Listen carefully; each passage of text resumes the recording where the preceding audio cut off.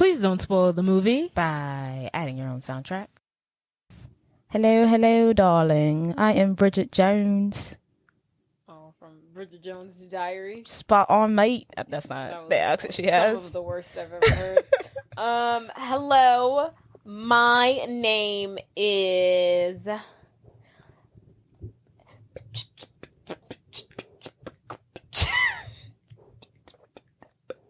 Name something for the boys.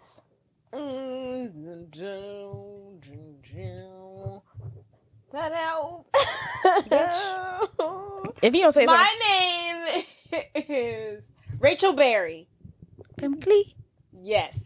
Surprised I've done that already. And welcome back to Please Don't Spoil the Movie, a podcast brought to you by sisters who love each other. She's not done. Upon occasion. If you couldn't tell, I was trying to buy myself more time with my music. Oh, that's interlude. That's what you were trying to pretend that you weren't trying to do or whatever. Like, obviously you didn't know what you were doing. You didn't trick me, is what wasn't fooled. I wasn't fooled one bit. Yeah, you were a little thrown off. Okay. You should have stirred her face. Right. No, I wasn't. What's been up, shawty? Nothing much. I went to the movies a couple days ago to go see Inside Out 2. Oh, I've never seen number 1. Boo. How was it? It was really good. Okay. I felt seen. Because, this one, they introduced the feeling. Anxiety. And I was like, yeah, that's what I'd be doing.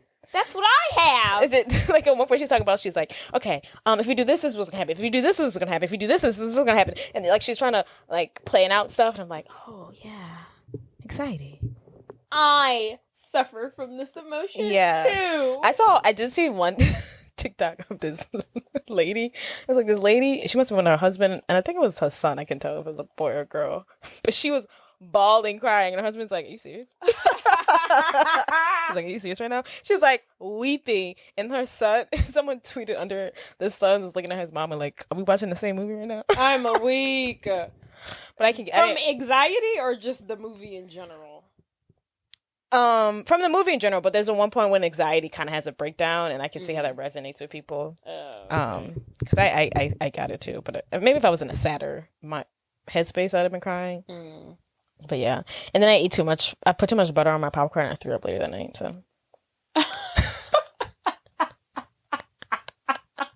So, besides that, it was a great movie night. What the fuck? I put way too much butter on my popcorn, and like I spent most of the night like nauseous. I was like, "What's going on?" And I got up to go to the bathroom, and I just threw up. I was like, "Oh, too much popcorn, too much butter on my popcorn." I'm a weak. And I didn't get like a large. I got like a. It was a medium, but it basically was a fucking small. I don't. What are you, 42? Who? You. I know. Throwing up from too much butter on your popcorn. Some people, I was Googling it, and people were like, yeah, you get nauseous for it. And a lot of people are saying, like, it's not real butter. I don't know. Oh, yeah, it's definitely, like, not like... Yeah, so... Yeah, it's definitely, like... Yeah. So I was like all that butter, either. Yeah. But see, I like it. But see, then I did put too much. I went buck wild. Just like you do with salt. You don't know me. Why don't... Yes, I do. Why don't you know your limits when it comes to seasonings and sauces and drizzles? Because I just get... I don't know. Oh, Jesus. You're not freaking also, 6 years old. Well, my thing with the butter was it's got to get to the bottom. So you have to, like, get it in there. No, because it's not like a spritz. Okay? Right, it's like it's like one. But it's not. It stays at the top. So, yeah, it just go. No, yeah, you can't. I got to get to the bottom. No, that's not how that works, though. Because it just on the comes top out of there. No. Singularly like a drain. Now, like, see, to like me, a sink. It just sits on the top. So it's all going to the bottom anyway in one spot. Not if you do it wrong. And then if you have to work it that way. They need to have a butter spray. I did see someone on TikTok brought they brought like a spray bottle. Yeah. And they brought it with them in there. But there's got to be someone already did that for me, and I'm gonna have to buy it because the whole fucking trying to get it in there, and there's too much popcorn in the goddamn bag. You can't ask for a second bag because we gotta count. So you can't even You can't ask for a second bag? Most places are like, we have to do a count. Like they count the buckets or whatever. What the hell? No, y'all. Some bullshit. Penny pinching right. on the cardboard popcorn box for this $18 movie ticket I just spent. Right. The goddamn.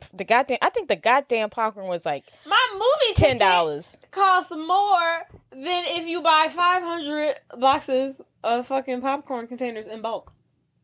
Girl, I don't know. I feel like my popcorn that I buy there costs almost about the same as my goddamn. It's about 500 popcorn boxes. Oh no, I feel like the popcorn is expensive. They be overselling it. It was like no, they do. So that's what I'm saying. Oh yeah, for them not to give you an extra. Oh, give me the box. Oh yeah, yes, that's like 0.5 cents. Yeah, I guess they are afraid. I don't know what the fuck they're afraid of. But I guess they always say for the count. But I think they're just penny pinching because they don't want to give away free. Duh. But that's okay. I'll put my own shit. And then I saw Monkey Man. What the fuck is that? You know the guy from $1 Million Baby? Indian movie. Not Indian movie. $1 Million Baby? No. Millionaire. No. Rags to Riches. I'll just look up his name. Are you talking about Slumdog Millionaire? Slumdog Millionaire. Thank you. Oh, Jesus. The main guy from Slumdog Millionaire, Dave Patel. Uh-huh. Have you not heard the story of how he made this movie? He's hot as hell. Are you kidding me? They made a movie about how Slumdog Millionaire. No. Okay. Oh. That he's also in? No. Okay. So he's in Monkey Man. He's old. So he was. You said Monkey Man, and I literally thought you were gonna start talking about Planet of the Apes. No. It's just like a lore for. I don't know if that's a real lore, but that was just like a lore in like the movie. But lore. Like a lore, like lore you in? Like the boogeyman, the monkey man comes and saves like a folk's tale. Yeah, folk's tale. Oh, folklore. Okay. Anywho, he for whatever reason has always wanted to be in an action movie, but no one wants to put him in action movies, and he's been dying to be in an action movie. So he wrote, produced, story by this movie to make him be in an action movie. It was really good. It was if you want something done right, you gotta do it yourself. So it's on Peacock. It's right now. It's on Peacock. So I didn't pay for it extra, but it's on Peacock right now. And when I saw, is it in theaters? I think it was because it came out. What's it called? The Monkey Man. Monkey Man. No, the in front. He looks really good in it. Kind of skinny, but whatever. The budget was $10 million. He made $34 million box office. That's not bad for like a basically almost not independent. This is what I'll never understand. Jordan Peele wasn't introduced. Are still able to make movies today worth $10 million. Why every Marvel movie needs to be? Why y'all be spending $500 million to make the movie? Well, I feel like Marvel's different because every time they pay them a little bit more, they have to like Avengers. Like that's probably just on paying the fucking characters, like the actors. Probably, but I'm sure there's other places where they don't need to be spending all that money. Oh yeah. Oh my god, what the fuck is this? So monkey. Okay, so whenever he like fights, sometimes in the he wears that monkey face. I don't like it. But look, it's not creepy or anything. He just wears that when he fights. Is this a boxing movie? No, but that's how he hones on his art. It's a revenge movie. It was like you killed my family and now I must grow up and seek revenge on you. It was good. It was good? Yeah. It was good. This action movie was good. I was really into it.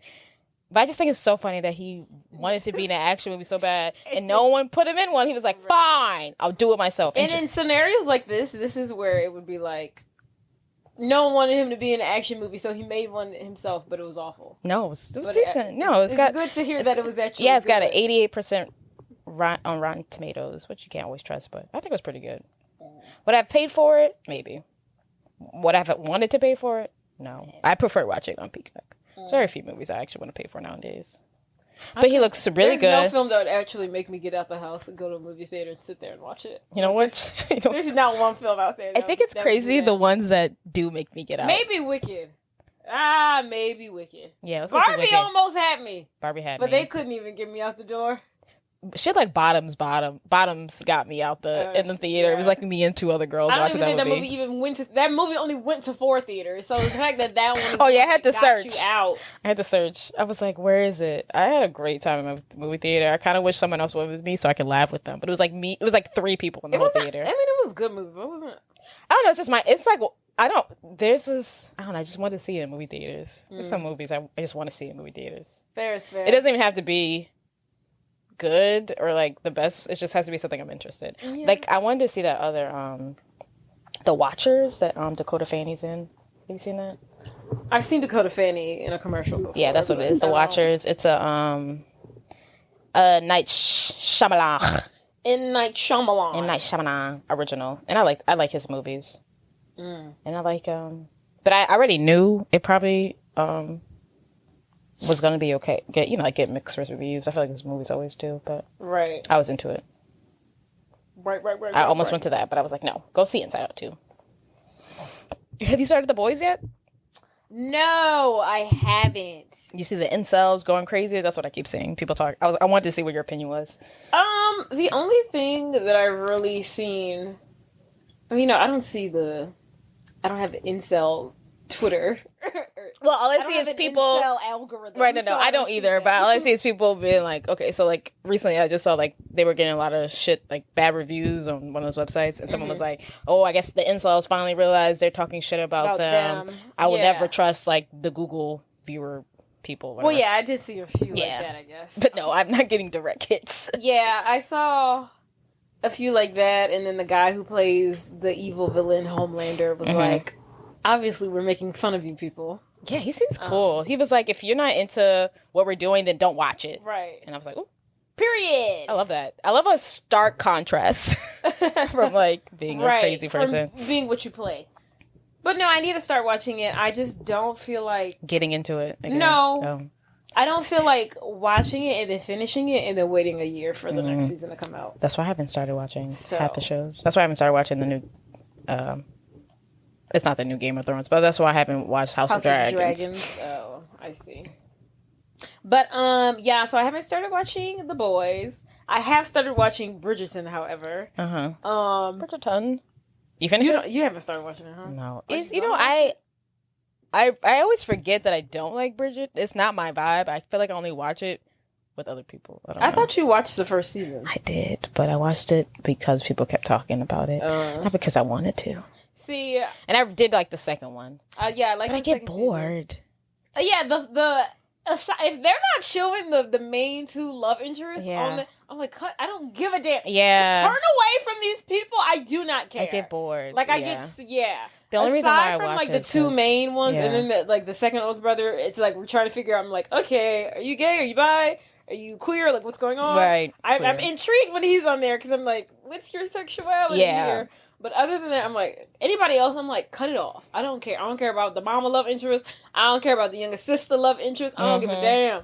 Put the main two back on the screen. Let's wrap this up. Let's wrap it up. I can only handle one storyline. Let's get to the kit and caboodle here. Right. So did they? Okay. I don't know. This is spoilers alert. But have you seen her with the babies? Is that her babies? Babies? Okay, never mind. Yeah, don't be spoiling shit. I ain't never seen I keep seeing, I don't know. And I'm just like, whose children are these? And I'm confused. Like, do we flash forward? No, huh?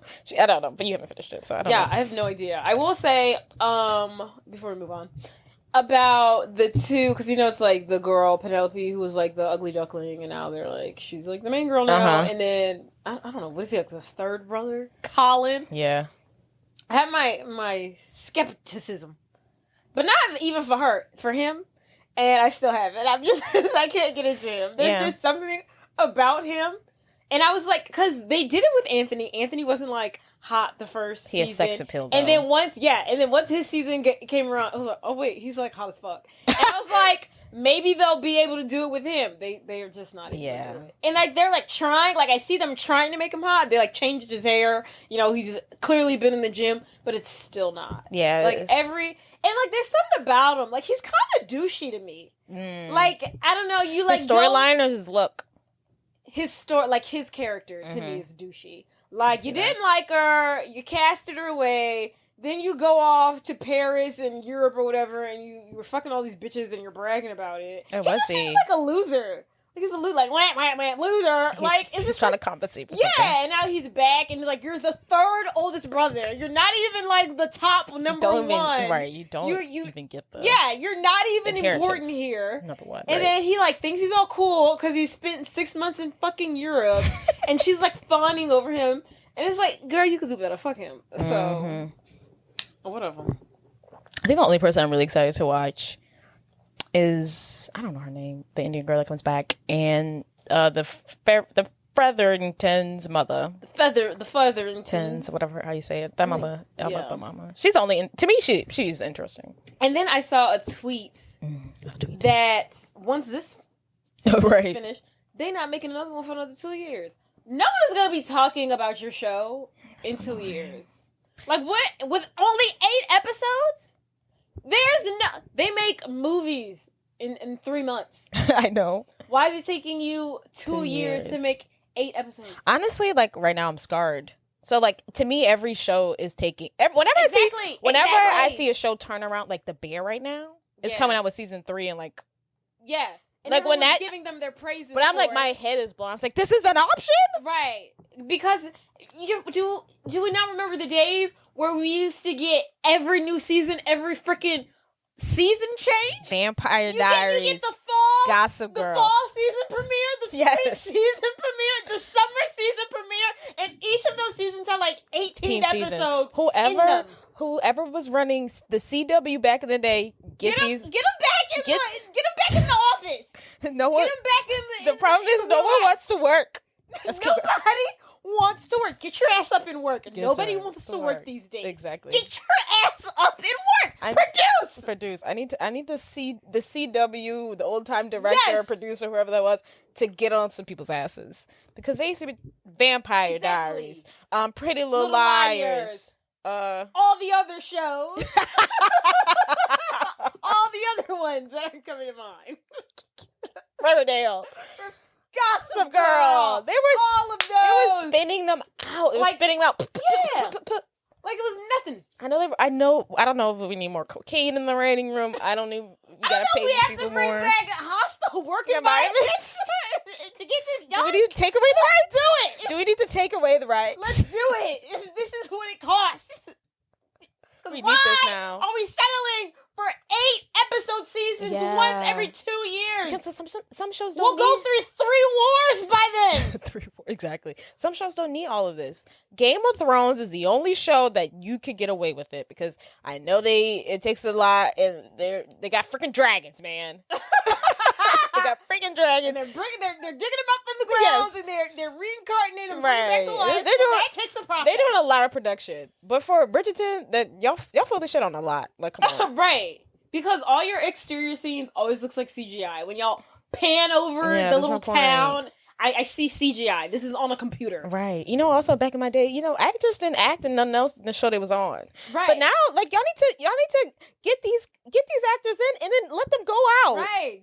Get their 4 years, their 4 seasons and get them out there. Right, into the world. Because now they're like, okay, well, 2 years, I guess you can go work. And then the shit happens and they can't come back anymore. It's too ridiculous. Much. And then half the stars are becoming famous back in my day.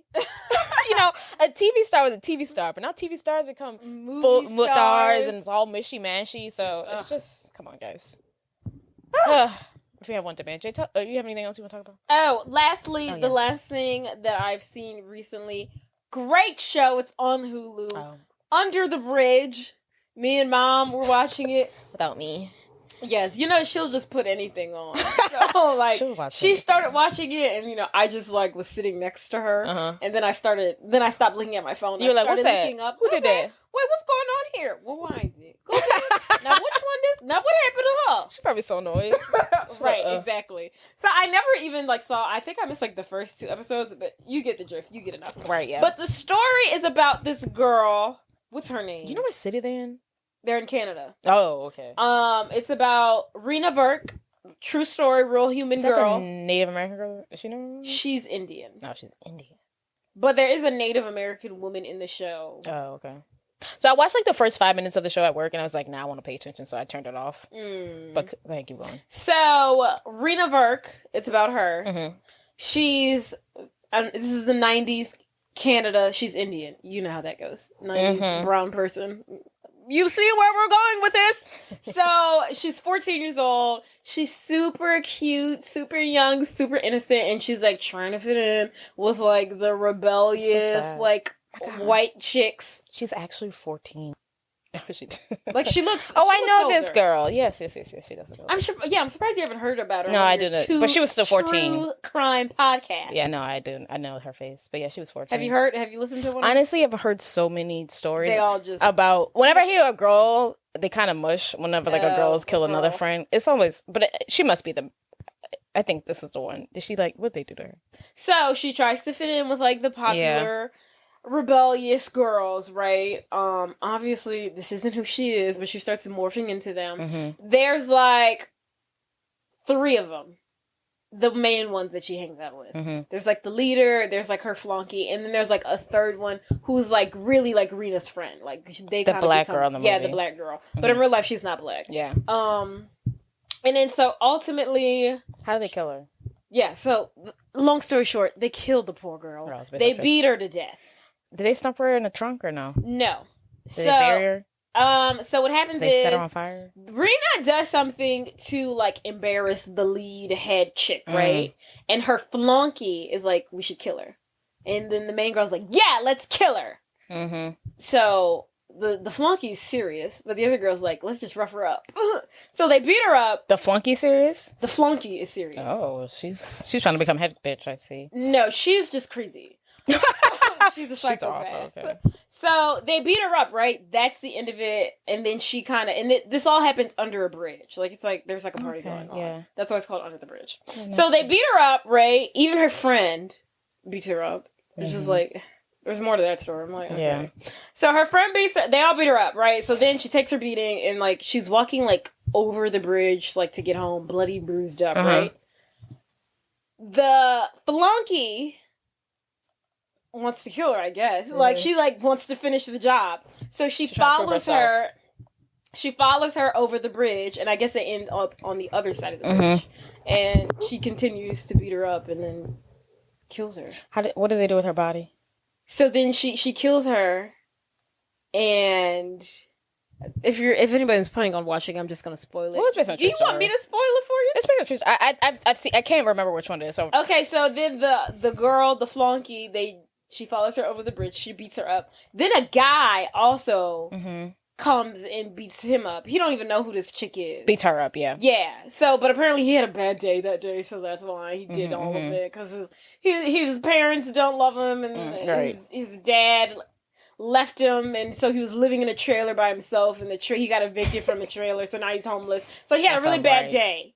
So he's taking all his aggression out on her. He just saw a girl getting beat up, and he needed something to punch. Right. So he also jumps in. So they finish the job. They kill her. They both, like, they're jumping on her skull. They're, like, breaking her bones. They're kicking her. They're, like, jumping in the air and then jumping on her. They're, like, bouncing on her. And then, so... They show it in the show? No, we don't. Oh, okay. But they explain it. They take it to court. Like, we see the trial and they say that in court. Jesus. So then, I don't know if both of them drag their body, but he drags her body into, like, the water. And they drowned her. And what do they do with her body after? Did they just leave it there? I think they leave it there. I know her face. I just don't remember that murder, but... Yeah. I was like, this is so sad. And the girl who plays her, she's cute as a fucking button. I'm just like, I just want to squeeze her cheek. She's so adorable. Yeah, she's so freaking cute. She's only 14. And she was 14. I know. Crazy. A 14-year-old, a baby, an infant. It's a really good show. The girl, the flunky... Oh, this bitch is crazy. I watched the first... It's crazy. She's like, I should be leader.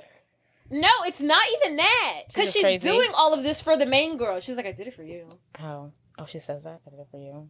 So then, like, okay, so the main girl at some point points out Rena's, like, boots. Like, her brother or her uncle bought her, like, Steve Madden boots. And she's like, where'd you get those boots from? And she's like, oh, my uncle got them. And she's like, basically like, oh, those are too cool for you. So meanwhile, after, fast forward, when the flunky chick is murdering Rena, she steals her boots. Eesh. And, like, gives them to, like, the main girl. And she's like, I got the boots for you. Oh. That is dark. Yeah. Crazy. Did she wear the boots?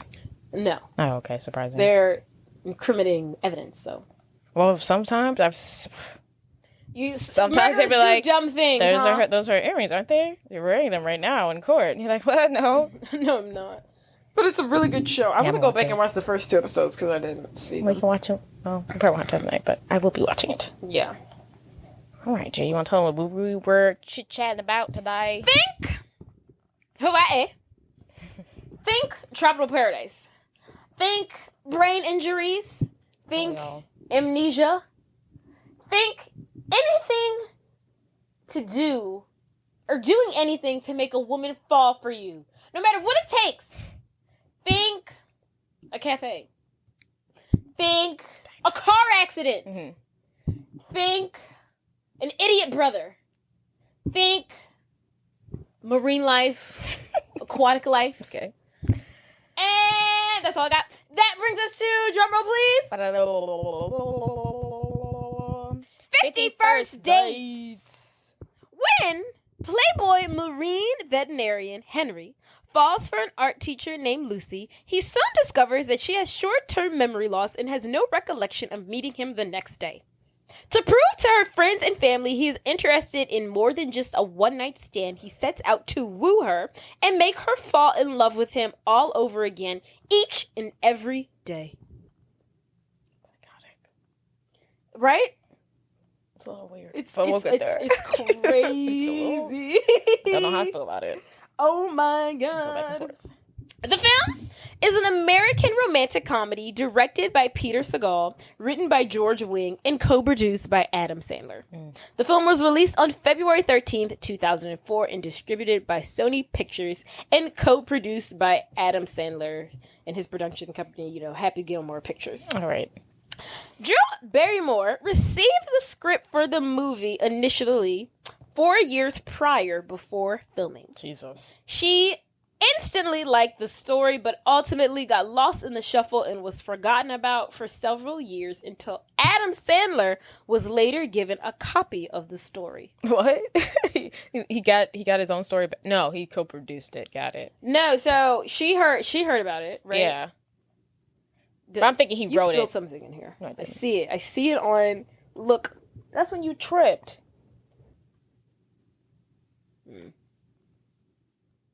You're a liar. It happened when you tripped. You did a lot over here. Whatever. But so he didn't write it though. No. So I, in my head, I was thinking like he wrote it. He was like he forgot he wrote it. Someone gave it back to him. He's like, oh, no. Yes. So somebody. I just told you. I know. I forgot. It was written by George Wing. Just every movie he's in. So George Wing. I think he wrote. I don't know. Yeah, I was surprised to figure out that he didn't write it. But he also does rewrite some of it.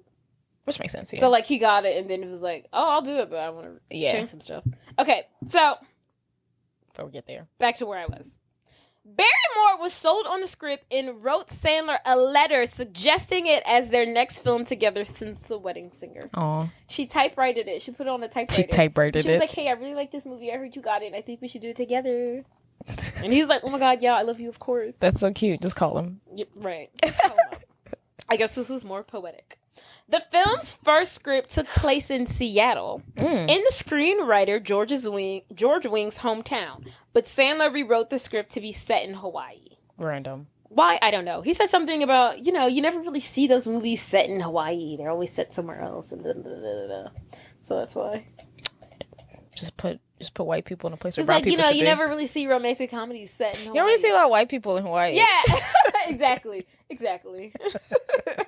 That's right. I thought it was crazy that he chose Hawaii. I'm like, you just wanted to be somewhere pretty. Very few when the white movie was first shopped around in Hollywood, it was called 50 First Kisses, but the director ultimately decided to change the name because the marketing found that the term kisses was going to turn off guys. I guess from seeing it. 50 First Kisses, 50 First Dates. And if in the movie she's like, there's nothing like the.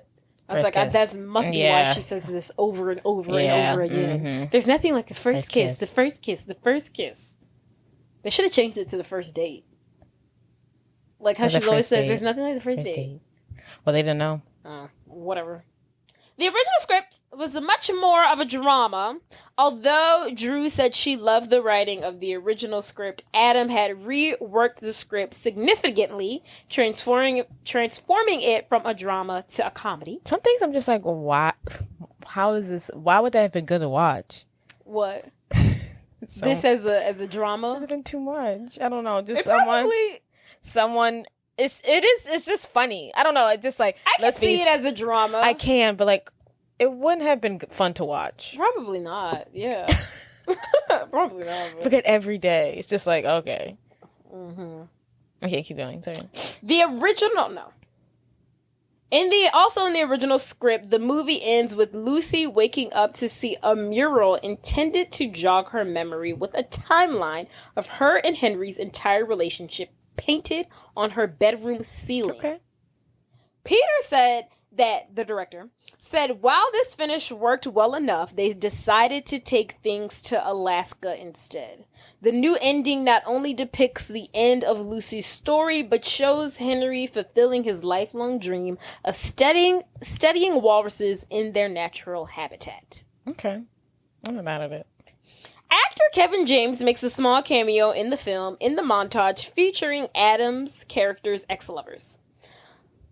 Kevin James. The film marked the first time Kevin James and Adams worked together, but it was also Kevin's first movie role. The pair hit it off and have since worked together on several films together, including Grown Ups franchise, I Now Pronounce You Chuck and Larry, and other works. What? What? This started their relationship? Yeah, apparently so. I didn't know that either. I was like, oh my god, that's so cute. That's T. What? Right. His first movie. Is he the one? He's in the beginning when he's like, he didn't call me back. He's the guy. I wasn't paying attention. Mm-hmm. That is hilarious. Now we hit it off. Yeah. It's like, you want to be my friend? Right. Do you want to be besties? That is so cute. Isn't it? Oh, wow. So he kind of like jump-started his career.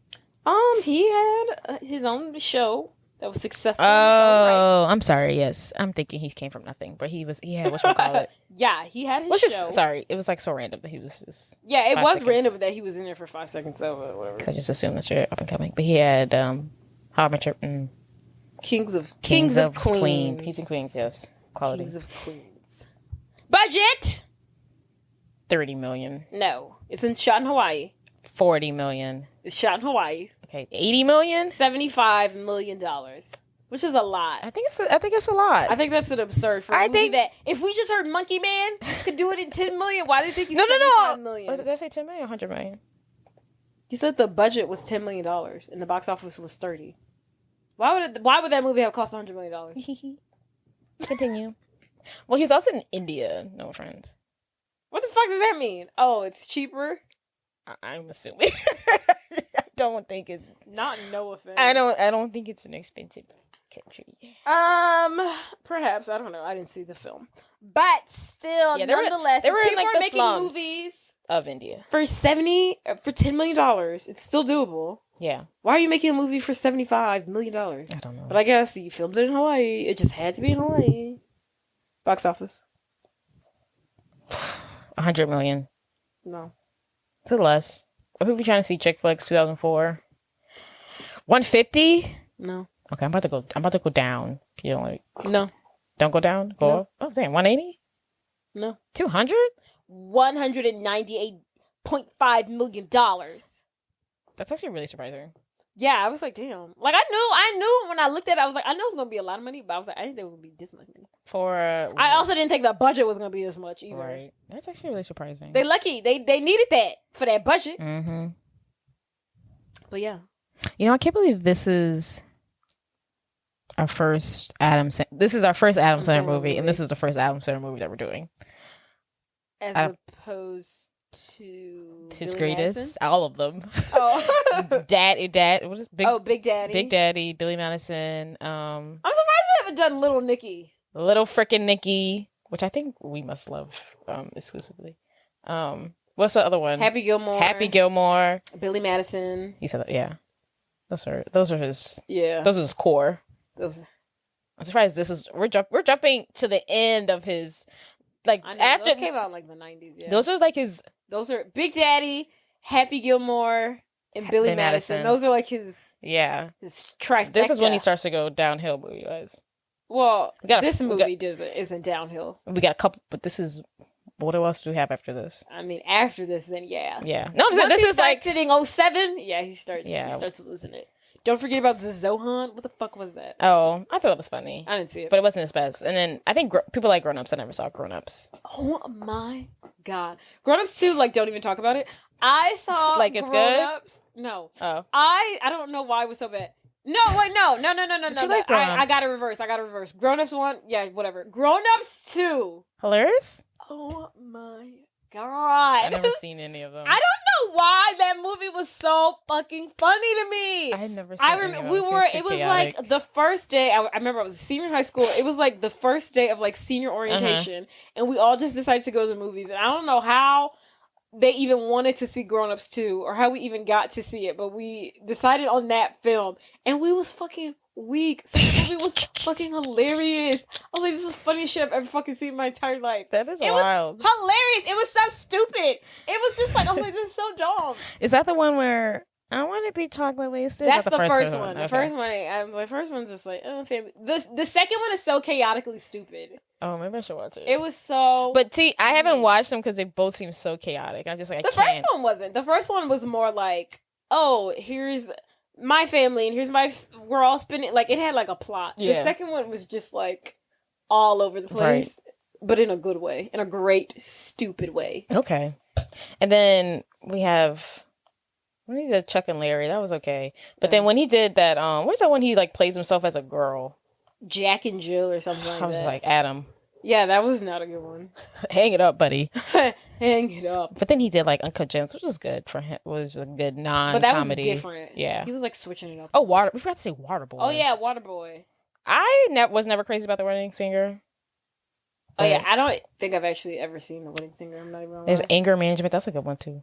The Longest Yard is good. Love The Longest Yard. That one's like, that's like a good mix. Like, yeah, that's like almost drama. A drama. Yeah, people die in that one. You die. There's murder in that. I love that one. Yeah. And then he did Mr. Deeds. Mr. Deeds. I like Mr. Deeds. Hustle with Queen Latifah. He starts to do more. Yeah. He was like, I gotta get more serious. Yes. Did you see Murder Mystery on Netflix with him and I saw the first one. I never saw funny. The second one. It was cute. I don't remember it. But that's he like making movies with her too. Yeah. I read somewhere that he sends her. I wonder who he likes more. Because he's done 3 movies, I think, with Drew, and either 3 or 4 with Jennifer.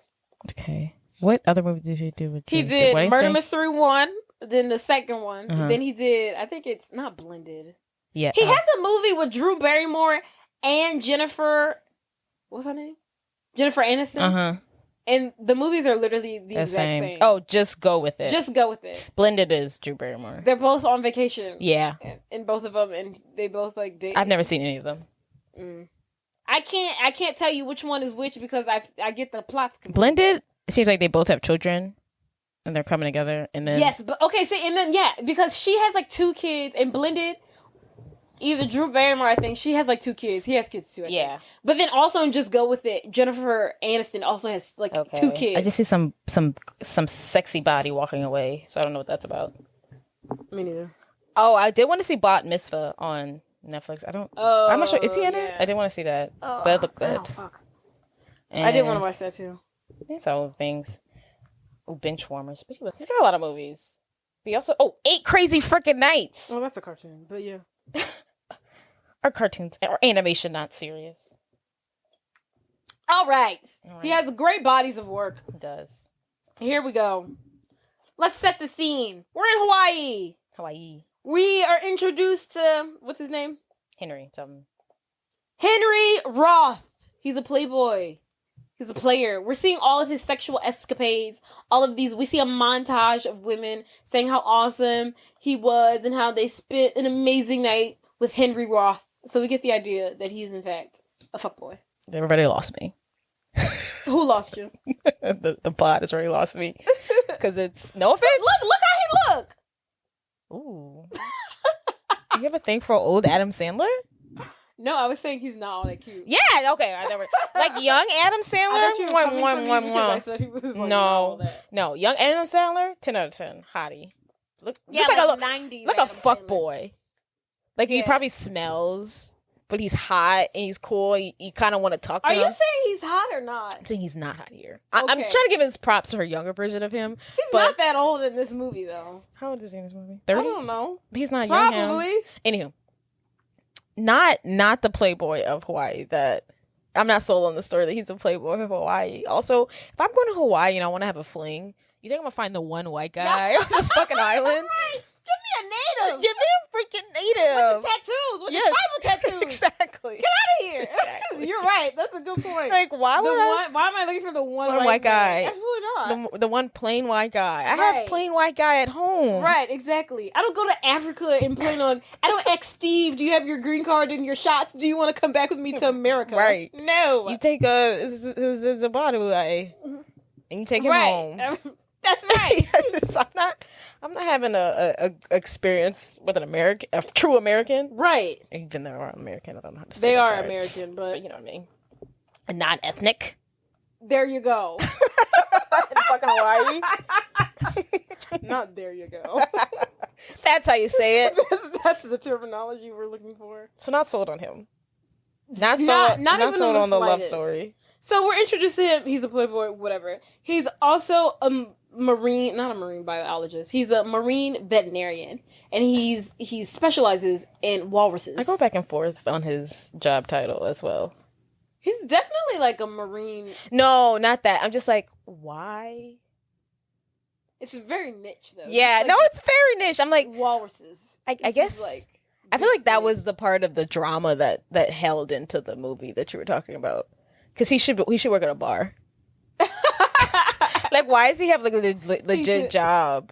That's true. See, I mean, I feel like that gives a reason to him being in Hawaii. I don't know. yeah, I don't know. Because if he works at a bar, why are we saying? I mean, I guess that's a reason for him because he's got to get on that boat at the end for maybe. some reason. But I just thought that was very, very niche, I didn't very think it was random. random. Just thought it was. I mean, I guess now that you mention it, it is random, but it wasn't. Okay. I wasn't like, this is stupid. Yeah, I just thought it was like, okay, interesting. Yeah. Marine, sure. Just I don't know. Maybe it's him. Mm. So he's a marine biologist. He's in his office. We're introduced to his friend who is played by Rob Schneider, who is supposed to be a native. How do you say Hawaiian man? Mm-hmm. In brown face, as he normally is. Right, Snyder? You know, he's pissed me off lately. You know. Did you see that thing he said about Will Smith? Yes. This isn't the first time he said something like stupid. Like Rob Schneider is like He's not. Can't be coon because he can't be a coon because he's a white man. Uh-huh. But he is like at the very least a Trump supporter. Like he's not. He's weak. It's very strange though. Yeah, because you wouldn't necessarily think he would be, but Because all the crap that he plays and But I guess when you play all these colors that you're not, you gotta have a little racism. why in is he you. always playing a Because non-white you're not protesting person? it. Why is he always playing a non-white person? 'Cause- Because his skin is a little tan. Right, and I was like, what the fuck is he? At this point, sometimes I'm like, what the fuck is he? He's a white man. That's the thing. Is he not? He's not Spanish. At the very most, he's probably Italian. That is wild. Because sometimes I'm like, damn, what the fuck is he? He's So literally he's a white played. man. What has he played? He's played. And Big Daddy, he was like, what kind of ethnic was he? I don't even know. He's played a Pacific Islander. Was it this movie? Yes. Just making sure, because just making sure.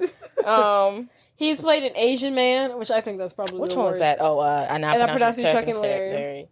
And Big Daddy, I think he plays like Middle Eastern. Something. Longest. That's the only thing I remember. I think what is he playing? Don't mess with the Zohan. I think he also plays Middle Eastern. He's always playing something non-white.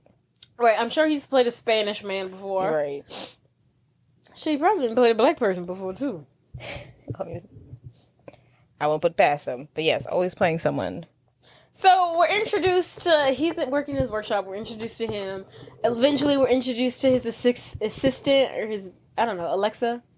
His colleague. His colleague, his work colleague, who's, to Henry, not to me, but to Henry, whose sexuality is ambiguous to him. He doesn't know if she's a woman or a man.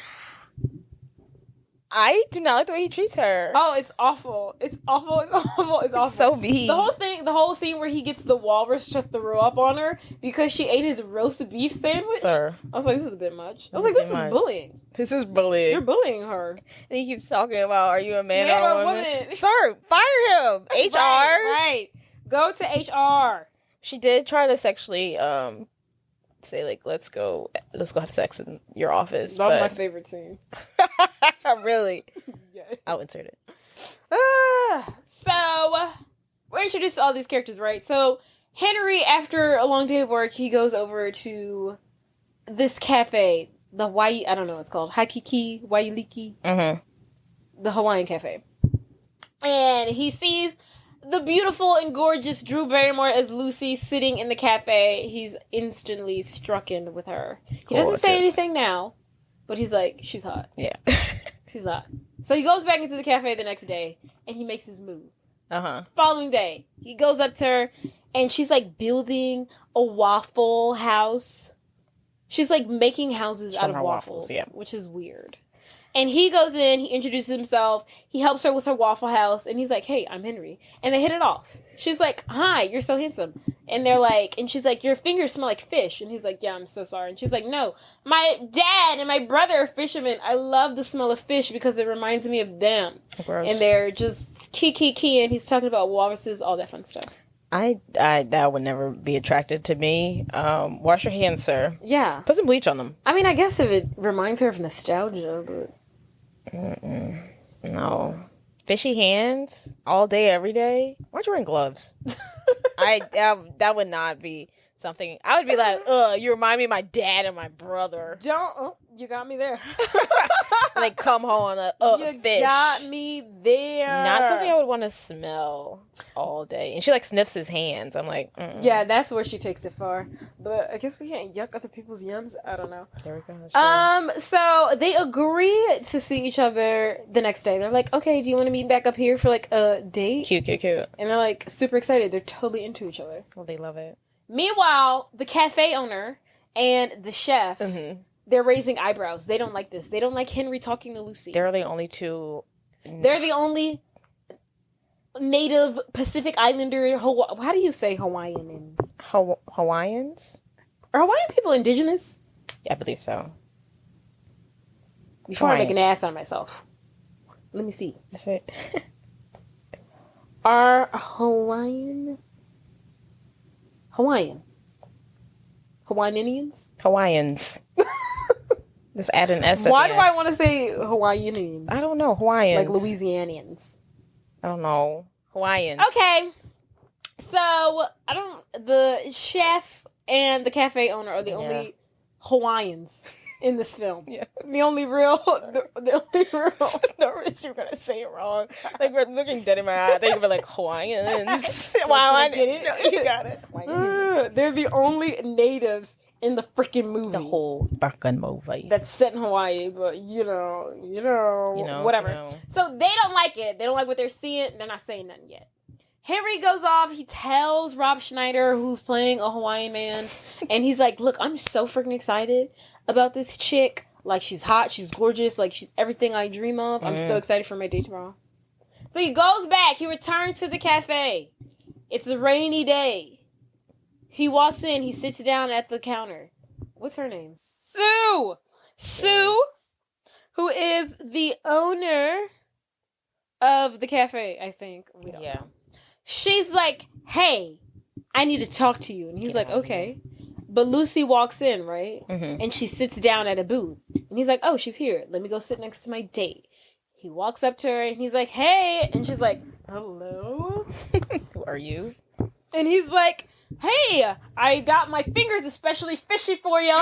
And she's like, excuse me, weirdo? And he's like, I've been petting my walrus all day, and I've been thinking about you while doing it. And she's like, okay, pervert, get away from me. And he's like, what are you talking about? And then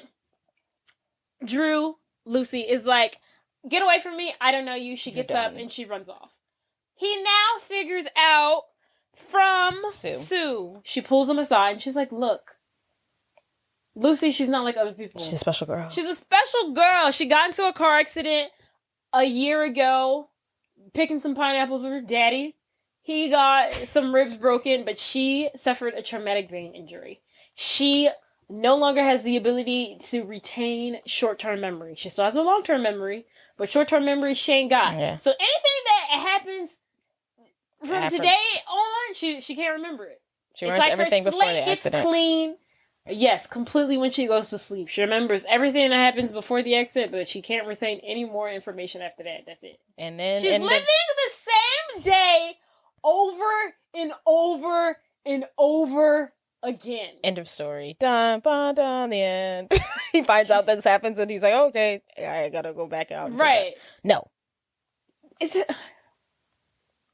She's living the same day over and over again. There's a lot. Okay, so the dad, she lives with her dad and her brother.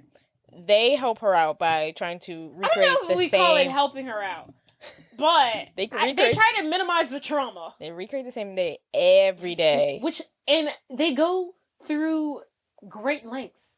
And it's like, at some point, I'm just like, well, some of it isn't necessary. So, like, okay, so the day they got the car accident, it was her dad's birthday. Yeah. So every day she wakes up thinking it's her dad's birthday. They're going to go pineapple shopping. So they want to go, and the tradition is that they pick the freaking pineapple from a fucking tree or something. And that's how they got in the accident in the first place. So every day she wants to wake up and pick a goddamn pineapple. So they have pineapples stored in the house. Frozen pineapple stores so they can go pick them. I'm surprised they don't get in the car and try to go pick one. Right, that's my thing. That's what I didn't He was like, I'll draw the line. I was like, they have them stored in the house, but if the tradition is to go and pick them.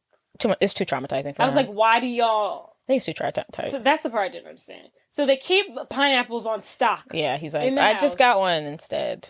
They set out a newspaper with the same date of the accident every day.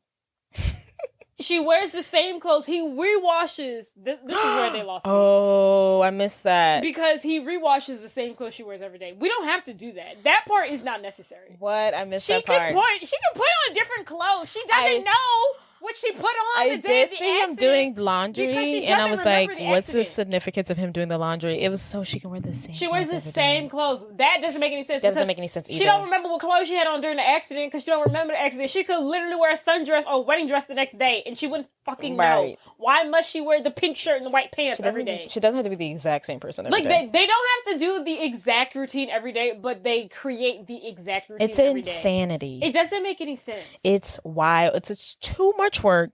It's almost depressing at this point. No, it literally is. Because not only is she living the same day, now y'all are living the same day. When they were like, okay, because I guess the same day she had the car accident, it was going to be the Vikings game, so they all watched the Viking game together. I'm not watching this football game over again. Every day. I'm telling you, I don't feel like watching it. Yeah.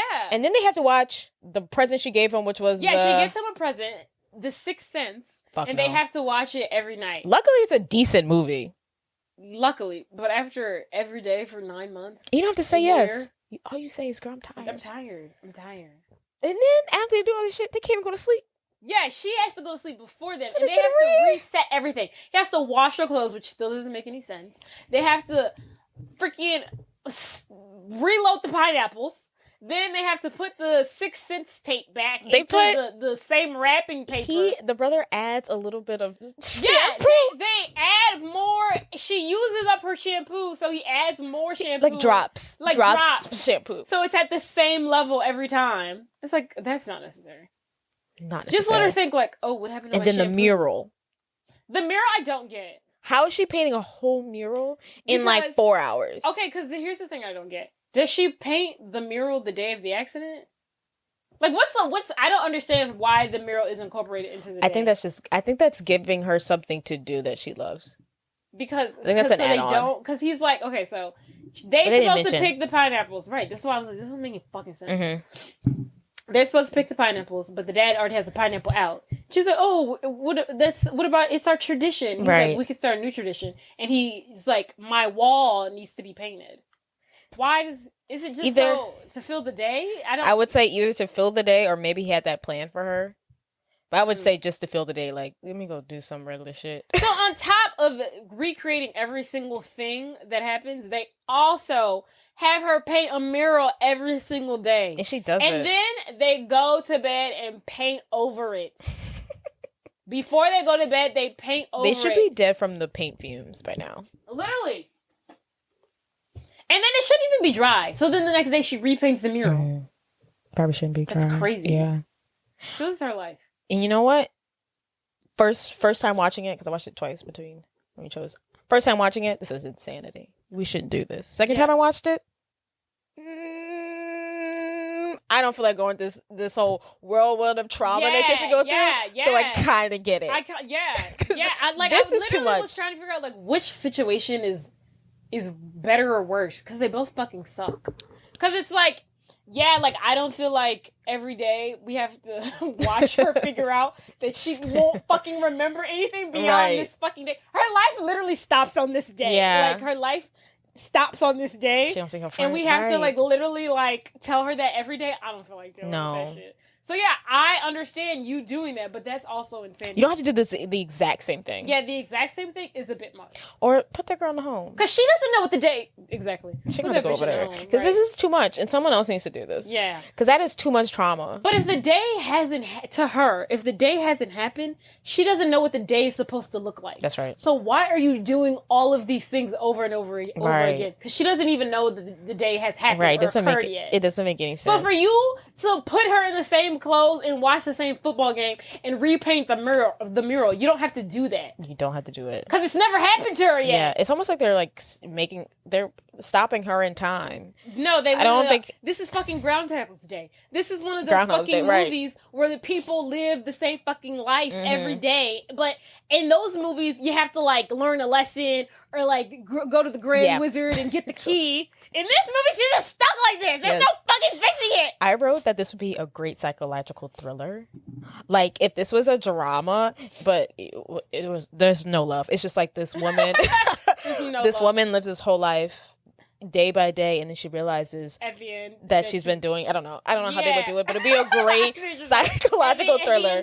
Like how in Sixth Sense, how he realizes he's a ghost. She realizes she's been living the same day. And then maybe over time she starts to realize like deja vu. I don't know how they would do it, but I thought that would be a great psychological thriller. Someone get it going.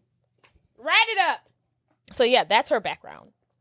Adam Sandler gets like, he doesn't get the whole background, but he gets a little taste of it, and he's like, I want to date her still. Right. So he like sees her again. Comes back. He comes back and he's like, well, I'm just going to like keep on pursuing her. After Sue gives him like the information, he's like, oh, well, I'm still going to keep on pursuing her. Mind you, he's a playboy. Yeah. He's not even a nice guy. Yeah. And then I also want to point out that like he strikes out like 3 out of the 4 times that he like pursues her. So 70% of the time she doesn't fucking like you. Okay, so he tries the whole building. Okay, so after he finds out, he comes back the next day. He tries to help her again, making the Waffle House. Girls, and she's like, why the fuck are you touching my food? She's like, is that where you came from? A world where it's okay to put your fingers in other people's food? And he's like, no, I'm from here.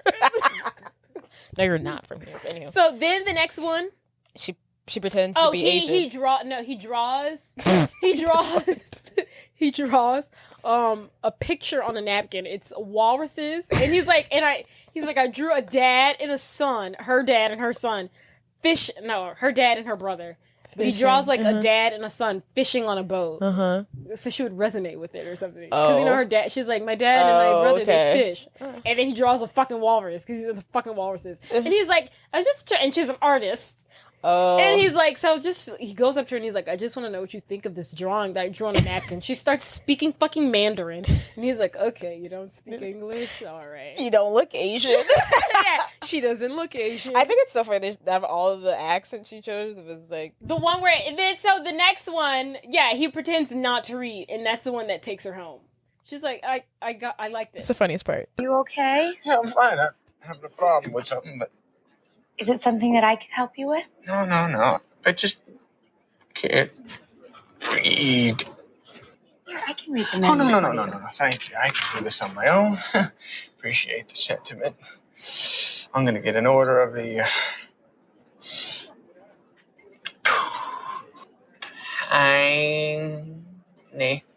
Pew.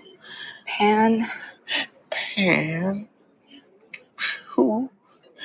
Panku. Panclocks. I don't know why that got me, but that gets me. Also, don't know why that got her. Right. So he comes in and he pretends... It's a bar in hell, girl. He's pretending like he can't read the menu because he can't fucking read. And then she comes aside to help him. But he's making a whole scene. He's fake crying. He's being loud and obnoxious. And he's throwing water in his eye ducts. And she's like, she wins it. She obviously knows he's faking. about Yeah. not being able to read, but that's the one that like wins her over For whatever reason. So then Uh-huh.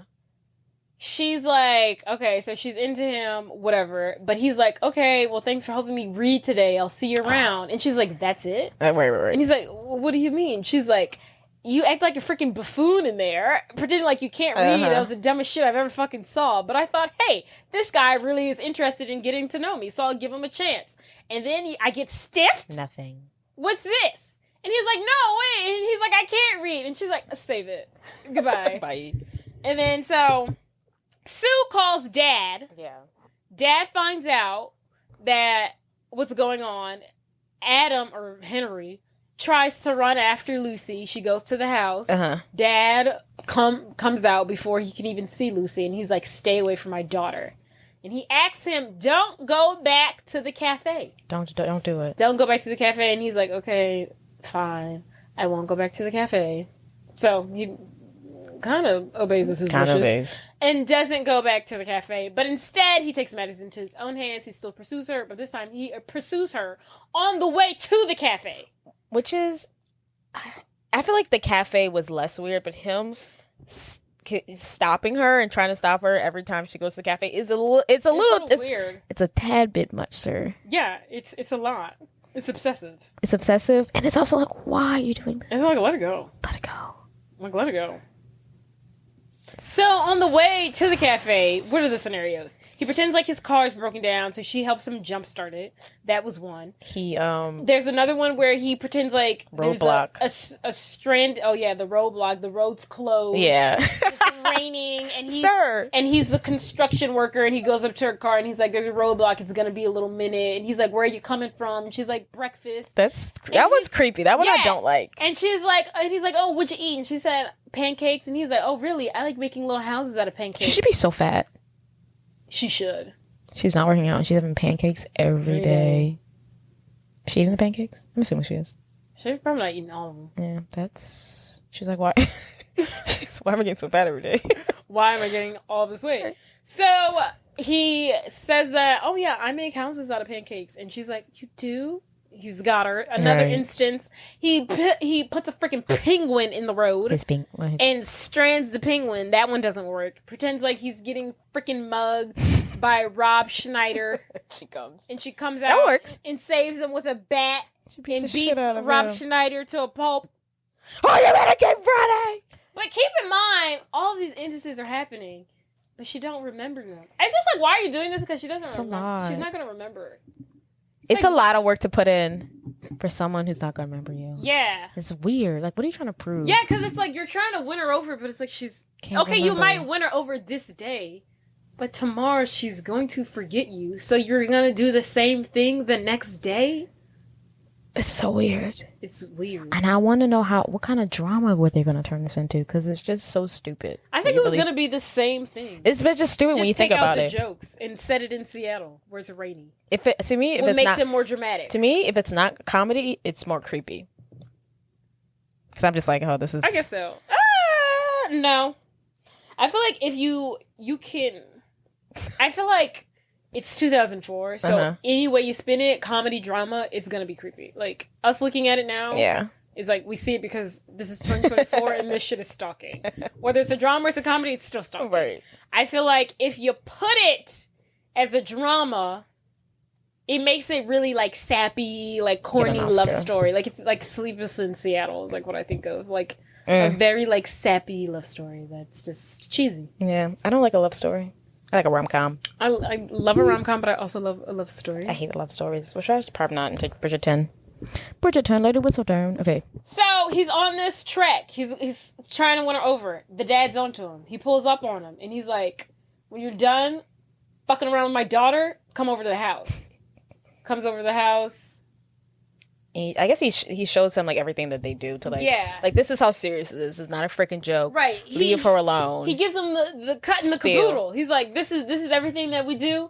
Everything with my daughter is a one night stand. Like this is it. Like, what do you want? But then he also reveals to her that every day she meets him while she's painting the mural, she sings. But she only sings on the day when he meets her.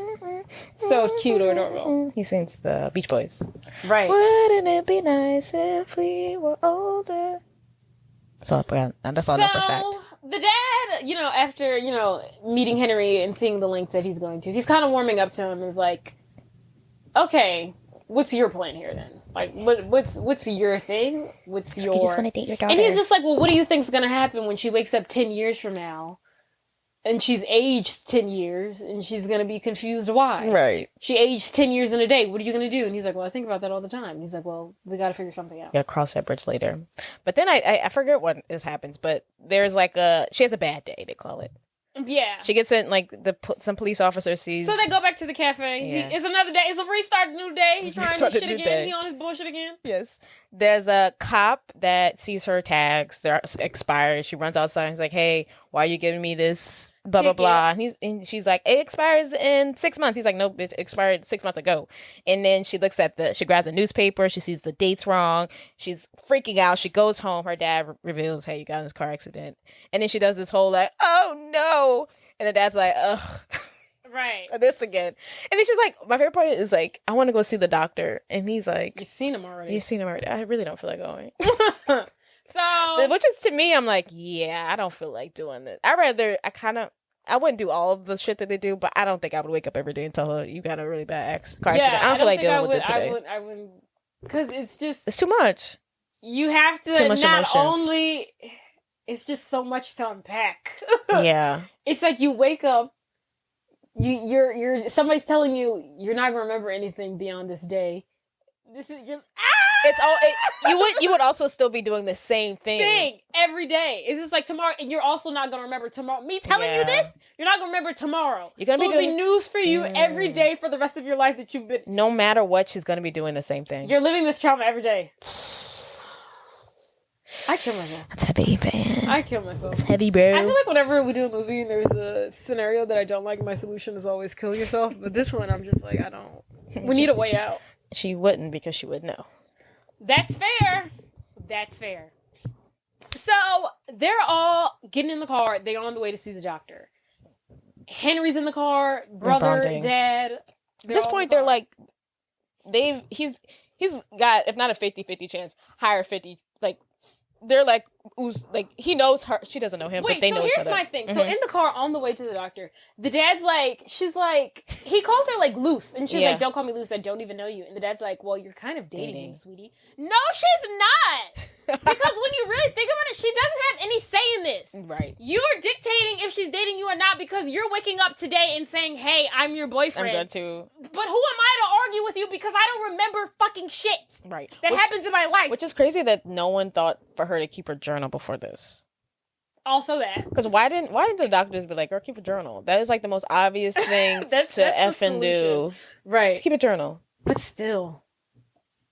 Keep a journal. It's the best option. This is the all we can offer, yeah. But yes, no, that is crazy. You're like, we're boyfriend. I don't know how. It's too weird. So, he's like, oh, you're dating him. No, the fuck she's not. No, because they haven't been on a date. It's just him being stupid. Him being stupid. Him putting up a roadblock in the middle of the way on her way to the diner. Right. Pretending to be a construction worker and saying, hey, I make freaking houses out of waffles too. That's not a date. It's not a date. They get to the facility. The doctor tells her, look, there's nothing we can do. There's no cure for this. And she's kind of sitting with this news. Yeah. And, okay. The next morning, I can't remember this night or the next night. She tells him, oh yeah, that night, Henry, that night, like, hey, I really like to strike out with me tomorrow. I like tulips. I like lilies. Lilies. So maybe tomorrow when you come talk to me, bring some lilies. Talk to me about that. If you were going through this, what would be your lily? What is like? Oh, what would be? Oh, I'd be like talk to me about romantic comedies and. You got me. Do you like a good romantic comedy? Yeah, talk about some romantic comedies, and you got me. I don't know. I feel like it would have. I don't know what. Maybe true crime. Like, did you hear about this murder? And I'm like, have a seat. I would not do it. Have a seat. I'm like, no. Have you heard about this murder podcast? I'm like, okay. Tell me more. Tell me more. It wouldn't be lilies. I'd be like, okay, Yeah, thank I you. wouldn't. Don't bring me no damn flowers. So the next morning, he arrives at the house. He's pretending to be like a delivery man. He drops off lilies from her secret admirer, and he also brings a tape. Right. And she goes inside. She plays the tape. The dad's like, what the fuck is this? And Henry's like, well, if it doesn't work out, she'll forget it tomorrow. So let's just see how this goes. Right. Let's just. Which is fair. Right. Why did they not try more options? Because it's like, They- not like yeah. you can't, there's nothing to lose here. Right. But one day. Because Henry's like, look, your solution is shit. Right. So let's try mine. So he plays her. He created this video of everything that she's missed since her accident. Martha Stewart going to jail, Snoop Dogg quitting weed, then getting back on weed, and a couple other different things. It's really cool for the time. I know he didn't edit it, but it was really cool edit because it's on like a VHS. Yeah, it was a tape. good edit to say he did it overnight. Yeah. And then so he recreates the night that they first met with Rob Schneider pretending to be her. Mm-hmm. And he's At the like, diner. he's like, some days you like me, some days you don't, but most days you do. I would argue that actually most days she doesn't, but whatever. I just feel like he's trapping her. Like, I feel like... I mean, I would say in most reality situations, he is a serial killer or some way It's or just another. like, He's it's just a like predator. you're... It doesn't feel... It only works if she knew you before the accident. Yeah. And that's the only way it works. It's like, who are you to say that she likes you because every day is different? I know. Right. Ugh. Like we hit it off one time, so now you get to Now you get to... Yeah, now I have to have your babies. Now you make me force... Not every day you force me to like you. Yeah. And recreate this one day. Right. I mean, I guess it's sweet because men don't want to do anything. So, like, if he's doing a little bit of effort, I mean... Beyond the bare minimum, give him Yeah. a cookie. Because, I mean, if he was Or- like, okay, bet, I won't talk to her anymore, it makes sense. Like, no one's going to hurt. No one's going to Right. fault you, buddy. Literally. It's a lot to deal with. But I still think it's weird that he was like, nah. I think it only makes sense if he knew her before. Like, if he knew her from high school, or if they dated, or if they did something. He's like, it's just weird this It's way. so peculiar. So she's watching the video and she's getting all emotional. He shows her footage of the accident. He's like, this is why you don't remember stuff, because you got in this accident, you're dating me, yada, yada, yada, yada. He's got the diner owner, Sue, and the chef from the diner in there too. Mm-hmm. And she, buys into it. Okay? And then so, now Now they're really dating. Now they're dating. So now we get like more montages, right? Yeah, More it's just like montages a montage of them dating. Now this is like he's doing the video every day now, and he's like, "Okay, we're progressing. Mm-hmm. We're on date 5 today. We're on date 20." They kiss, yeah, they've been kissing a lot. and every time they kiss, she says, Nothing like the first kiss. I think that would drive me. I'd be like, bitch, Stop it's not saying funny that. anymore. And you know she's never gonna stop. Yeah, You know she's never gonna stop saying it. because she doesn't know she's saying it for Girl, the 100th time. I'd be like, She girl, thinks write that in your journal. You said it 800 times. times. Don't say it again. Yeah, stop saying that. He doesn't like it when I say nothing like the first kiss because Because for him, it's not the first kiss. Right? It's either really cute or really fucking annoying. Annoying. Snap out. I feel like it would get so old so quick trying to do this every fucking day.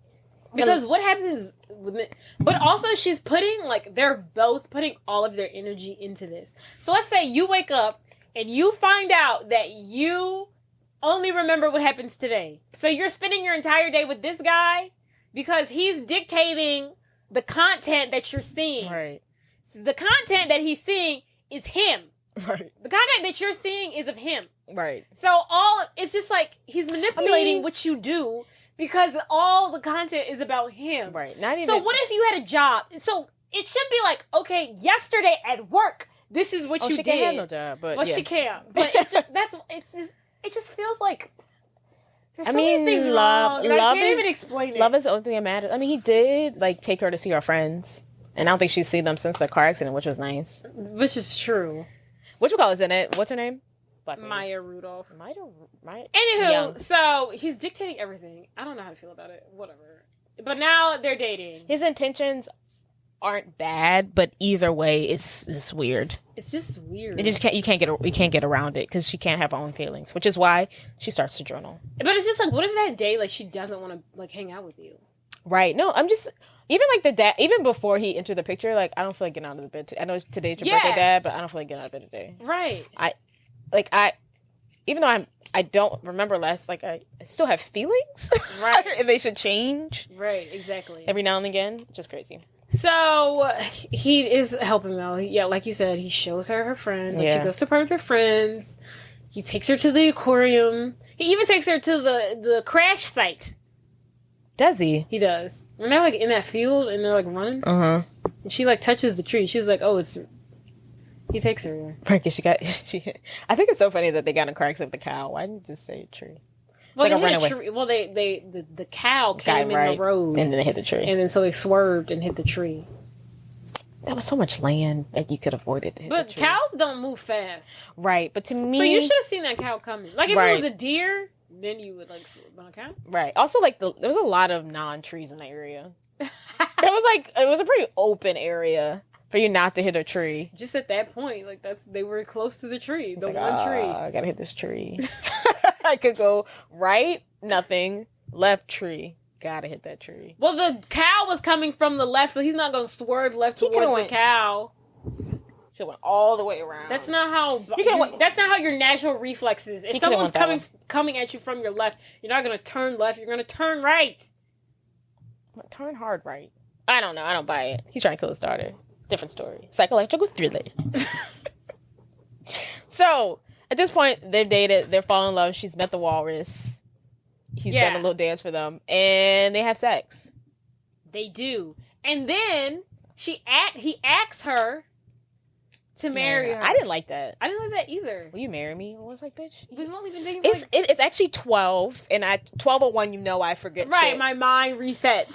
So why would you ask me that? Will you marry me? And she says yes. This was stupid. I didn't like how he asked that right before she was going to sleep. I didn't like that. I thought it was weird. Because it's like, she's not going to remember this. That's why he asked her. I know. She wakes up. Because apparently, like, as... But then that's also the thing. Right. Okay, so he asked her to marry her. Today she says yes. So tomorrow we start planning a wedding and you're just like telling me, oh, you're marrying me, by the way. Who are you? I don't fucking know you. Right. You can't just tell me I'm marrying you. Oh, well, no. Because I don't know you. It's so crazy. No, it is crazy. Crazy. It makes no sense. What reality are you living in? Not real reality. Anywho, so he was supposed to go to, like, as they're falling asleep, he mentions, like, I need to go downstairs because when you wake up, you're going to freak out. And she's like, no, don't leave. Because your brain resets. Right. She's like, no, don't leave. And they fall asleep together. So when she wakes up in the morning, they wake up facing each other. He's like, hey, beautiful. And she's like, hey. And she starts screaming. She attacks him, of course, because who the fuck are you? She hits him and knocks him out. And then the doctor comes. Anywho, he's talking to the doctor. And then the doctor's like, oh, I heard you're going on some trip to Alaska. To study walruses. When's that happening? He's like, well, it's been happening for a while because this whole movie he's been working on his boat that he's building himself that he's going to bring to Alaska, which is a red flag in itself, sir. Right. He's been working on this thing for 10 years, he says. Right. Sir, I'm not getting on any boat that you have built by hand as a marine biologist, not a construction anything. Exactly. Not a boat crafter. Right. But he's like, I've been working on it for forever. I was actually going to go soon, but since I fell in love with, Lucy and she's been progressing, I'm not going to go on the trip. She hasn't been progressing. But he thinks that she's progressing and he thinks that she's starting to remember him. Right. Which I think is delusional, but also true. I don't know. I kind of, the doctor's is like, no, impossible. I'm kind of with like, fuck you, doctor. You don't know. Yeah, you ain't been here. Like, I'm like, I don't think is it that crazy that she could kind of remember him if he's there every day? I mean, some part does remember him. Yeah. At the end. Right. But I don't know. I don't like how the doctor was like, no, it's impossible. I'm like, is it impossible or is it highly unlikely? But lo and behold, she overhears this conversation that that he is having with the doctor about him putting on his walrus trip on pause for her. And then so fast forward, he's at his marine biology office playing with the walruses, and she pulls up on him. And he's like, hey, gorgeous, what are you doing here? And she's like, I was so nervous to come here to meet the guy who's, having me fall in love with him every day. So stupid, I know. And she reveals to him that she has been journaling every night since the day he first gave her the video. Mm-hmm. And she also is there to tell him that she's breaking up with him and that she's wrote about him every night in the journal, but she will be erasing him from the journal so he can live the rest of his life, so he can go on and move to Alaska and have kids and a family and do whatever the fuck else. And of course, Henry is against this, and he's like, no, you'll just forget about it all tomorrow. And he's like, we'll be dating again. See, that's the thing. That's what I'm talking about. You're taking her control away. Like, you're not giving her free will. Right. He's like, I'm going to chain you to the bed. Yeah, he's like, you'll just forget about it tomorrow and we'll be dating again. Right. Because what if one day she's like, I don't want to be married. 5 days in a row, she's like, I don't want to marry you. And he's like, well, tomorr's a new day. Right. You don't want married to me today, but in 7 days you might. So we're gonna. No, yeah, it's a recipe for a disaster. No, literally. They need like a someone around them all the time to verify what everyone's thinking and saying. So she's like, I won't forget because I've already wrote it down. I won't let myself forget. And he's like, why are you doing this? And she's like, you have to have a life outside of me. Like, no life is possible with me. It's too much. And which is fair. She does want him to read everything that she wrote about him before she deletes it. So I guess he goes over to her house. I don't know. They're like reading all of her notes before he throws it away. My favorite one is, we had sex, but we didn't last long. It didn't last long. But my favorite is the way he replies. He's like, well, I just thought we had a connection. Yeah. But I just like how she doesn't laugh. They just like, I just thought we had a connection. Not everything has to last long. He's like, it doesn't matter about how it lasted long. I thought there was a connection there. But no one laughs. And it's just like, they're looking at each other's straight face, and it gets me every time. I'm like, why are y'all? They're like, he's just so dead ass. That was my favorite line from that part. But yes. So he's reading all the stuff. They're sitting there together. He's reading all the stuff that she wrote about him. And after he's reading it, she's like erasing it. And it's done. And then they burn it. And so it's raining. He goes outside. She's like, Henry, could I have one last kiss? How do you know? You've been kissing him. Right. So she kisses him. And then it was so weird because they kiss. And then he like stops kissing her and walks off. Right, it was like really, it was breaking really my heart. abrupt how the kiss ended, but whatever. So now we see a montage of them living their lives separately. I guess her dad is starting to do the videos now. Mm-hmm. Like he's taking over. Maybe I don't even know if they even still do the videos. No, I think she's just reading her journal. Yeah, and I think eventually she asks to go back into the. Or she asks to live in the institute, the brain injury institute where she went to go see the doctor. Yeah, and a lot of other brain injury people live. Yes, so we see this montage of them living their lives separately. There's he even that part was sad. That part was so sad. Even I guess he works at like he works at a zoo almost. Yeah, like an aquarium. Yeah. He works at an aquarium. Mm-hmm. So she goes to the aquarium with some of the members of the... Like a field trip, probably. Yeah, like a field trip from people from the institute. And he sees her, and she's walking towards him, and then she sees him, and they lock eyes, but she doesn't know who... Oh my God, that kills me. And he's like looking at her like, oh, she sees me, she's gonna remember me, it's her, and then... She just look at him. Now that part walks past him. Fucked up. Like, yeah, ouch. that was gooey, ouchie. And she like smiles at him like, "Hi, like hello. What the fuck are you looking at?" That part was sad. That would hurt, especially the fact that he thinks like over time that she's supposed to be remembering him, but she doesn't. So I think that was really the nail in the coffin for him. Him seeing her, and then her not having any idea who he is. So he makes the decision to pack his shit up, and he's heading to Alaska to study these walruses. He's fixed his boat. Yeah, he's fixed his boat. He's hopping on there. He has like a farewell party. Everybody's there. Rob Schneider's there. Alexa's there. Even Doug, the brother, and Lucy's dad comes to say their goodbyes. Adios, Missy Miguel. And before he heads out, before Henry, Adam Sandler heads out, the dad gives him a gift. From Sue. From Sue. And it was...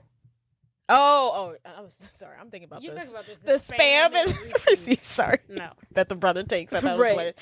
The DVD. Yeah, he gives him a DVD of the Beach Boys, which is the song that Lucy has been singing and only sings when on the days where she meets him. How's the song go again? Wouldn't it be nice if we got older? So yes, he gets on his boat. I think that's a... Yeah, so he gets on the boat. He opens the gift, and he's like, oh, he gave me a gift of a memory that I'll always cherish that reminds me of his daughter who I once loved who abandoned me. How sweet! And then he plays it. And I guess it finally clicks. Like, does he think the dad is giving him the CD because he wants him to go back? I couldn't tell. I think he thinks the dad is giving him the CD as like a hint to like, hey, she remembers you. Yeah. But it's like it's not from her. So like what? Like why do you? But also the dad was like, because at one point in the montage he like goes back to her house and he's like, I need to see her, and the dad's like, you can't do this. So it's just confusing to me that the dad would be like, no, she remembers you all of a sudden. That's exactly. Yes. I don't think the dad was actually trying to. No, I don't think the dad was doing that. He was just grasping at straws, and he was just hoping. Yeah. That he was just trying to deduce from Yes. anything that she somehow still remembers. She remembers me. He's in denial. Denial. And he's like, oh, the dad gave me the CD with the song that she sings only on the days where she meets me, so she must remember me. No. Also, I think they say in the movie it's that song because that was her dad's and his wife's song. Because I wish it was a song that was like something that played in the background when they first met or something. I thought it was kind of random, but it was that song. I don't know. I didn't think so. I don't know. That's her favorite song. I guess. It's a love song. It reminds her of her dad and mom's love. I guess. Anywho, so he turns his boat around and he's like, I gotta go to Lucy. So he turns his boat, he arrives at the institute, and he busts in there, and he's looking for Lucy. Lucy's busy teaching art classes to the brain damaged people, people with brain injuries. There we go. And he busts in there, and he's like, Lucy, do you know who I am? And she's like, she looks at him like, no, kind stranger. Who are you? And he goes like, damn. He's like, I really didn't think it was going to go like that. And then she walks up to him and she's like, well, what's your name? Henry. He's like, Henry Roth. And she's like, can I show you something, Henry? And he's like, oh, sure. And then so she takes him to her studio that she has in the institute. Girl, how much she paying for this? Girl, you walk in that studio and all you see is different portraits, pictures, drawings, stills, sculptures, a Henry face. Oh. Everywhere! You're the man of my dreams. Literally, it's like the room. I wonder how many freaking people they had to get to draw all those different variety faces of Adam Sandler. Aww. I hope they outsourced some real great artists. Me too. Yeah. So I wonder if he kept any of them. I know, right? Probably the ones he liked. A few. There's hundreds of drawings of him. And she's like, I don't know who you are, but you're in my dreams every night. I see you every night. Every night, baby. And then he says to her, and he's like, well, what if I told you that journal that you have, that you write in, used to have a lot about me in it? And then she goes, that makes sense. And they kiss. And then they kiss! What I love about this movie is the transition between them falling in love again, or falling back in each other's life, from that kiss to years later when she wakes up on the boat. Yeah. That transition was not smooth at all. Oh, I loved it. It was just like choppy. They're kissing in the studio and then it's like flash. I kind of feel like that's what it's like. Could we have gotten the like brain 10 years later? I feel like that's what it's like, for her. It's just she guess. just wakes up and she's like, Mer, maybe so. I'm on a boat. Because also when she woke up on the boat, instantly that would have freaked me out because I'd have been like, terrifying. Where the fuck am I? Terrifying. Because she wakes up so like calm, like, I'm up for the day. I'm like, where the fuck am I? Right.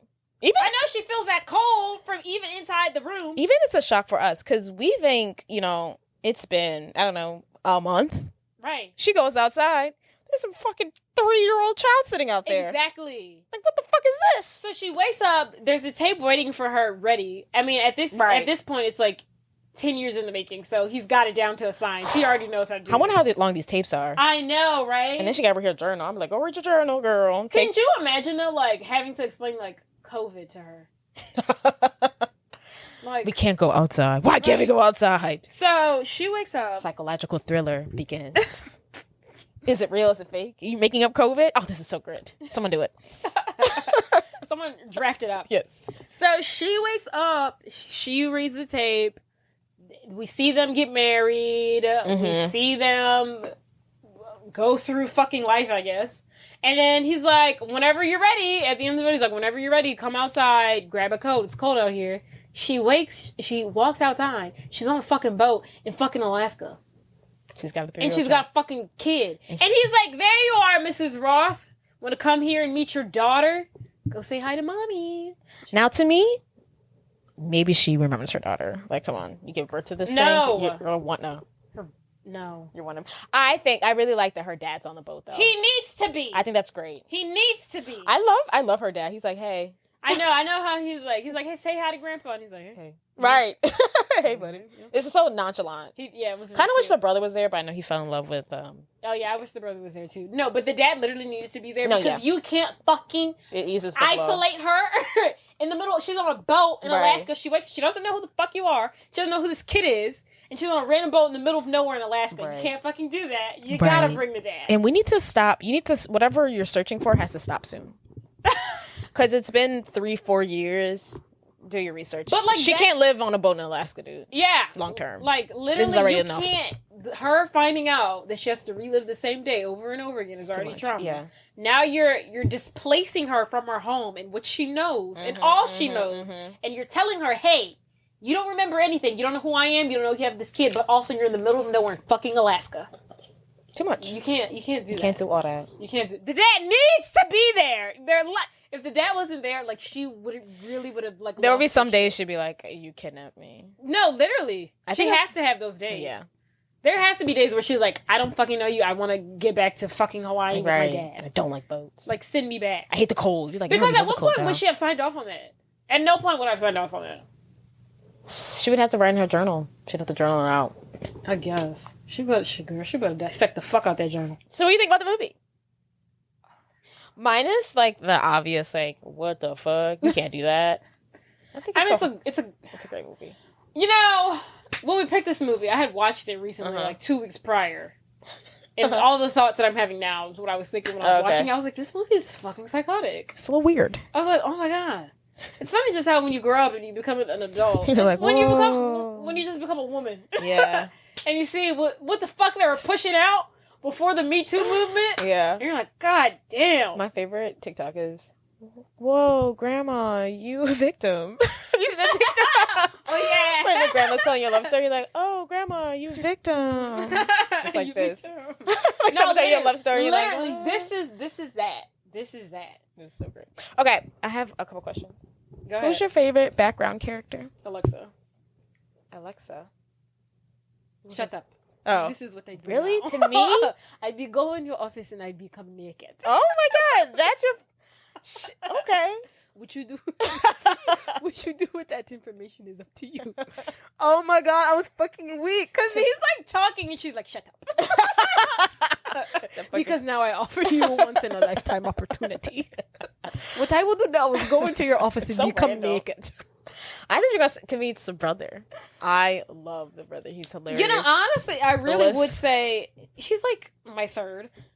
He's second by default because I really want to say it's Rob Schneider, but I can't say that because he's playing a brown person and he's not brown. I don't know. I think the brother, to me, is more funny than Rob Schneider. I like the brother. I don't know. I really enjoyed him. I think I really enjoyed Rob Schneider's character because he had the kids. I thought the kids were so... The kids are cute. The kids were so freaking adorable. They are adorable. I was like, they're so adorable. They are very cute. And his character, not him as a person, but his character seemed like a really good dad. He was a horrible husband. I was like, he seems like a good dad. Terrible husband. Horrible husband. Also, he's not funny, but I love the dad. Oh yeah, I like the dad's great. Yeah, the I love the dad. The dad sold me at the end where he's just on the hanging boat. on the rope. He's like, hey. He's like, hey. No, you're right. It was like very subtle. But I was like, oh, love that for you. Yeah, love what you're doing here, Dad. Do you think they're gonna last? Every day is a gamble. It's not a question of like, do they last? Because every day is different. I think now what can't happen is he can't die before her. No one can die. said nobody can die. But no, like, dead ass. She literally has to die first. Like, her daughter can't die. The brother can't die. The dad can't die. Yeah, nobody can die. She's gonna have to die from complications of her accident. Which isn't gonna happen because it doesn't really affect anything other than her memory, unless it gives her like Alzheimer's or some shit. I would say like a blood clog or something like that, because she's got like a plate in there. I don't know. Maybe. I don't know. I feel like she'd probably die from complications of Alzheimer's. For me, as long as he remains a good husband, she will never get tired of it because, it's a new day for her. I do think that he might get tired of doing that every day. Yeah. Because just like, even think like a small conversation. Like, let's say we talk about like your daughter's report card. Like, whatever her name is, let's call her JC, failed English, math, and reading today, and we gotta go to her parent-teacher conference tomorrow. Today's the day of the parent-teacher conference. And she's like, wait, JC's failing English, reading, and math? We talked about this yesterday! But that wasn't significant enough. But that information isn't significant enough to put it in the video. Right. So now I gotta tell you about it again. Well, that's why she needs a journal first. It's just like that's why the journal. But also like something she can't be part of. And also like hopefully they don't have any more kids. Because what if you have like really one bad one who just takes advantage of the situation and becomes That's what I was about to say next. First of all, you have a little girl. Can you imagine when that little bitch gets 13? A mom who doesn't remember shit and you're at adolescent age? She's going to be a sweetheart. She's going to have to be. If she's a sweetheart kid, she's going to be 10 out of 10. I mean, if she goes through the highs and the lows of a typical 14-year-old girl, it's not going to be great for them. What if he's like, go extra mother? Did you ask your dad? And he's like, yeah, I asked dad. Remember? I asked him yesterday. You're like, okay. But no, yeah. It's just craziness. Have anything else? No, it's all I got. My other question was like, are you getting on that boat? I'm not getting on that boat that he fucking made himself. No. Fuck no. That he made. I'm not getting on a boat to go to Alaska and I don't know you. I met you today. I'm not getting on a boat to go that far. Exactly. If I know you. Fuck no. That's a big ask. But I guess maybe because our family's fishers. What is so important about walruses that we need to study them? I know. He better be writing like a fucking, what do you call it? Like a thesis paper on it. I don't even. Like he needs to write a book on it. I could understand if you're trying to discover something. We're talking about walruses that already exist. What else do we need to fucking know about? Oh no, walruses? He needs to be writing like someone. He needs to have a grant because there's no other reason for you to be doing this. You could have had me if it was orca whales. A fucking walrus, bro. Fucking walrus, bro. What was that place?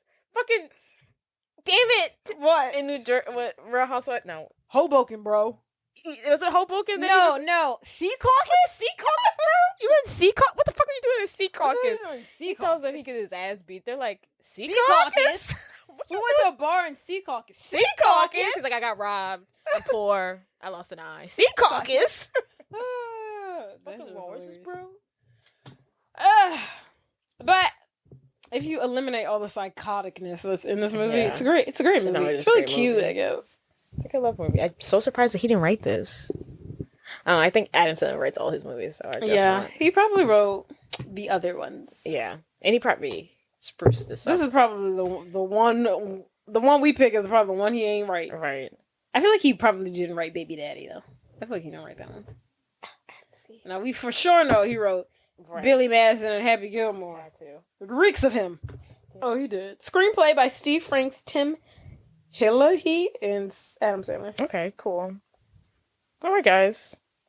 Cole Sprouse and Dylan Sprouse. I didn't know they were both in it. I just thought one of them was. Yeah. They must have alternated how the Olsens used to do. Yeah, I guess so. But I always thought I could be able to tell them apart, but I guess not. Not in their youth, I guess. Pie in my face. But all right, guys. This has been fun. Toodaloo, motherfucker! Don't forget to rate, subscribe, comment, review. All the fun things. Do the things. Catch you later. Bye.